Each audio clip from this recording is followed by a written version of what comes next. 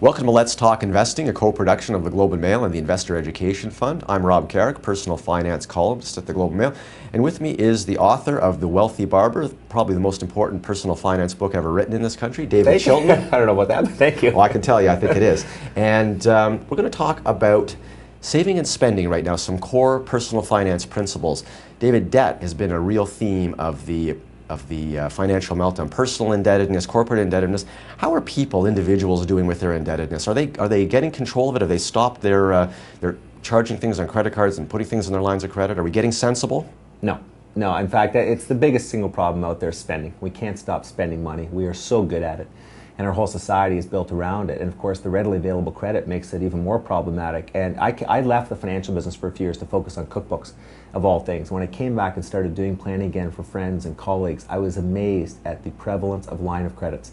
It was unbelievable how many people now suddenly have a $50,000 and a $60,000 and a $70,000 debt that years ago they didn't have. They've been pushed on people. And of course, people can rationalize. In fact, interestingly, the low interest rates that are available through lines of credit relative to credit cards, for example, are probably a negative because people can rationalize, oh, I'm not paying much, it's not the credit card debt, and go ahead. So they're not paying interest, but they're drawing down and borrowing more to begin with. Borrowing more and more and living beyond their means. I mean, this is the biggest problem in personal finance. We like to talk about expense ratios and mutual funds and people buying bonds at the wrong time. And all. It's people can't save. That's the biggest problem by far. Okay.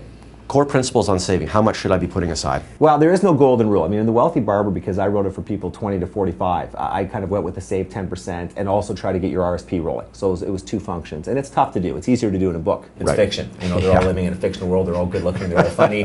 In the real world, it's tough. There's divorces, there's kids, there's all kinds of issues. But you need to save at least 10% when you're young, in your 10% 20s. of the take-home or of the gross? Well, of your take-home, I think, is more realistic for a lot of people, but I like to get people to save 10% of their gross. In fact, it's interesting, in The Wealthy Barber, I was intentionally vague. But one of the key points is, Rob, and some books have done a very good job of pushing this aggressively in the last few years. If you're 40, 45, and 50 and you haven't started saving, you can't get by on saving just 10% of your net. You've got to ramp up and start saving 20 and 22. Well, how realistic is that?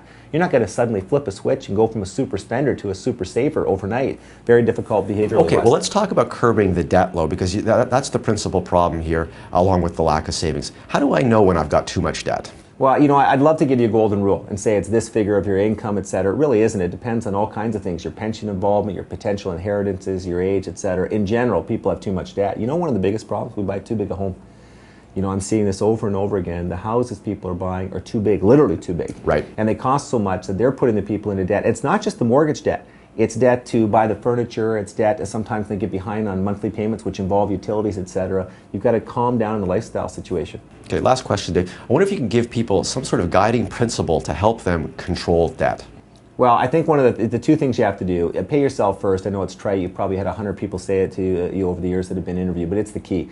If you leave your savings to discipline or budgeting, it won't work. You've got to take the money off the top. But with your debt, stay away from the credit card, stay away from those things, take temptation away. You know what? I've never been to an ATM in my life. I use cash. I've got cash in my pocket at all times, and I think that's a good discipline going forward. But the biggest thing is, and this sounds really corny, it sounds Oprah-like, but people are not getting the emotional satisfaction and happiness from the success of spending anyway. It's not serving them well. The people I meet in personal finances that are the happiest, not just the best financial shape, but the happiest, are the ones that are living within their means. They're living a little simpler lives. And again, I'm not some sort of hokey motivational new age speaker. That's an accurate observation from dealing with a lot of people. Okay, so The Wealthy Barber says stop spending so much. Stop spending unless you're buying books. That I'm absolutely fine with. Thanks, Dave. Okay, thank you.